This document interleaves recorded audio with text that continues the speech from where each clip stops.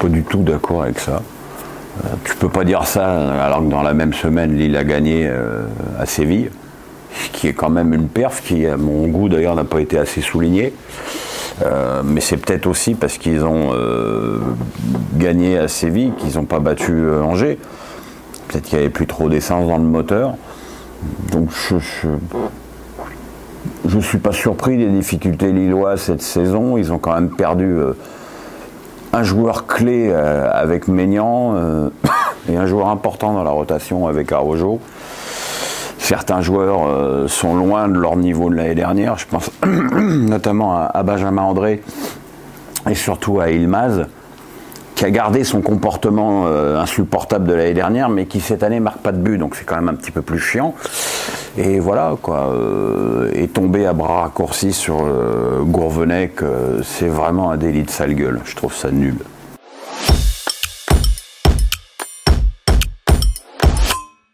Oui. On en est à 13 matchs, donc oui, tout est possible. Hein. Après, un championnat, c'est 38 matchs. Hein. Là, j'ai enfoncé les portes ouvertes. C'est un long marathon. Tu as le droit d'avoir des passages à vide. N'oublions pas que Rennes a eu un passage à vide en début de saison. Alors évidemment, s'il ne l'avait pas eu, il serait encore plus haut au classement. Mais on n'oublie pas non plus que Rennes a investi 80 millions d'euros. Donc c'est un petit peu normal de les retrouver dans cette zone. Non, la vraie belle surprise, c'est Lens. À la fois au niveau des résultats, mais aussi au niveau du jeu. C'est vraiment presque mon plaisir du week-end de voir jouer Lens.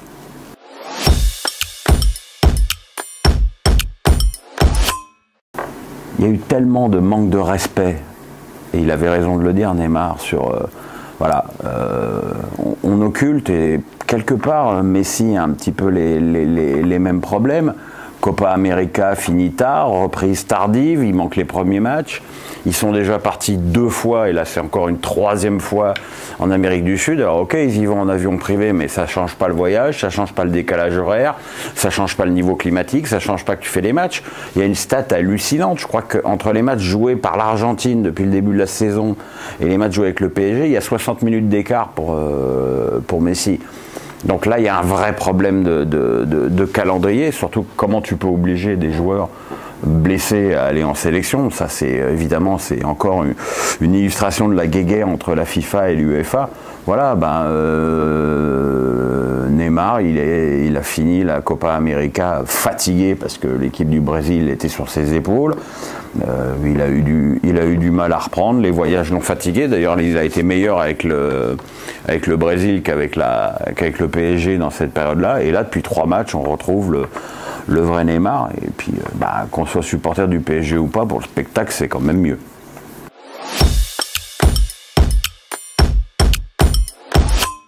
Moi, je vois pas le rapport, surtout.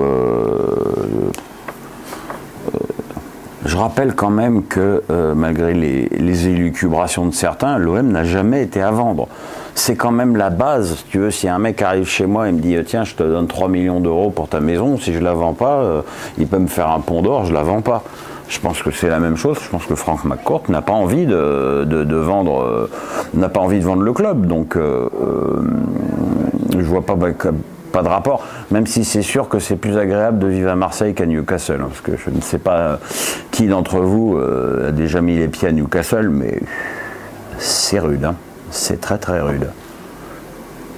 Et ce sera d'ailleurs, je pense aussi, un problème pour recruter.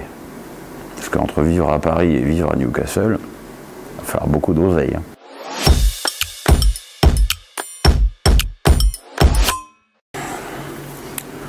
Ça va un peu mieux avec cette victoire miraculeuse contre Clermont, acquise dans les dernières minutes. Ce qu'il y a d'évident, c'est que depuis quelques matchs, Saint-Etienne montre une force de caractère. Hein. Ils sont revenus contre Lyon, ils sont revenus contre Angers, ils sont revenus à Metz. Là, non seulement ils sont revenus, mais ils l'ont même emporté contre Clermont. Après, ça ne change pas les problèmes de base du club. Ça ne change surtout pas le fait que tu as 7 joueurs qui vont partir à la CAN en début d'année et qu'il n'y a pas d'argent pour recruter. Donc, je suis quand même pas super optimiste pour le club.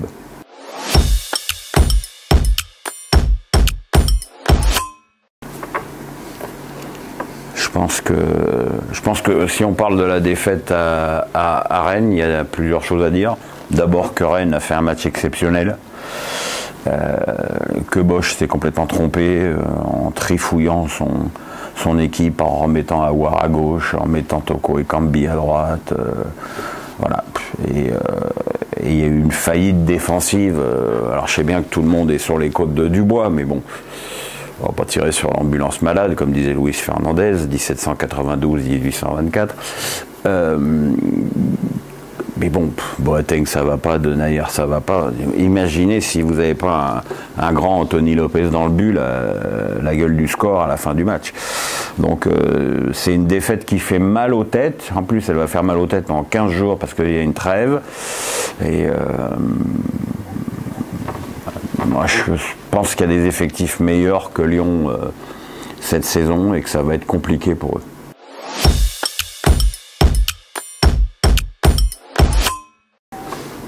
Moi, depuis le début, j'ai du mal avec Sampaoli. Alors déjà par son comportement, un mec qui prend un carton jaune par match, qui veut se battre tous les matchs avec quelqu'un, ça me pose un problème. Mais là, contre Metz, on a vu une équipe épuisée physiquement, mais à mon avis aussi épuisée psychologiquement. Les joueurs, ils savent plus où ils en sont. La tactique est tellement complexe que je pense que les joueurs sont épuisés psychologiquement par ce contexte. Il y a des joueurs qui eux aussi sont très très loin de leur niveau de l'année dernière, je pense à Lirola. Donc c'est compliqué et puis je suis assez d'accord avec l'analyse d'Antonetti, c'est qu'il y a un joueur de grande classe, c'est Payet, et que le reste c'est moyen plus. Donc je pense que cette équipe aurait besoin d'une tactique plus claire, peut-être plus simple et plus fluide. Maintenant, je ne connais pas Sampaoli, mais j'ai comme dans l'idée que c'est un sacré têtu.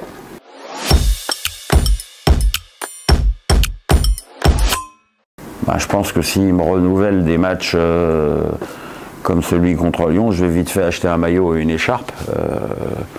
C'était formidable avec tellement de joueurs qui ont été quasiment à leur meilleur dans ce match-là que c'en est pas presque suspect, mais c'est presque enthousiasmant.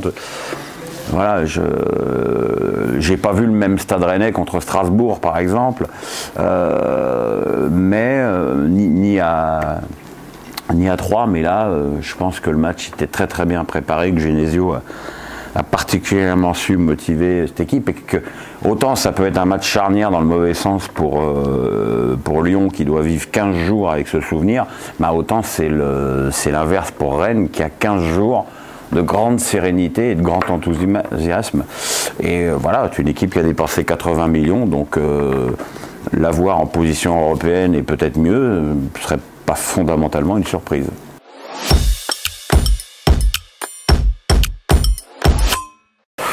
Déjà, je pense que je les aime, ça c'est un premier point. J'ai eu Marc Keller, qui comme chacun sait est mon meilleur ami hier soir. On a débriefé du match à Nantes et je lui ai dit que c'était peut-être le premier match de la saison où j'avais aimé la qualité de jeu, les transmissions, que jusqu'à présent le jeu de Strasbourg reposait quand même beaucoup sur une attaque qui est incroyable pour une équipe de ce budget. Comment, avec un budget aussi faible, tu peux avoir Ajor, Gamero et Diallo. C'est vraiment un cadeau. Et on n'a pas assez insisté sur le rôle de Persic et de Sissoko dans le match à Nantes. Vraiment, c'est eux qui ont donné le tempo, c'est eux qui ont fait la qualité du jeu. Et c'est assez... je pense qu'une place dans les 10 premiers est tout à fait accessible pour le Racing.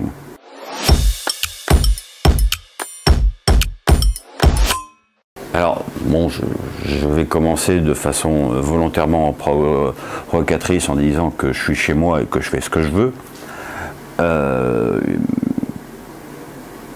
Depuis longtemps, j'ai remarqué qu'il y avait énormément de personnalités politiques qui adoraient le football.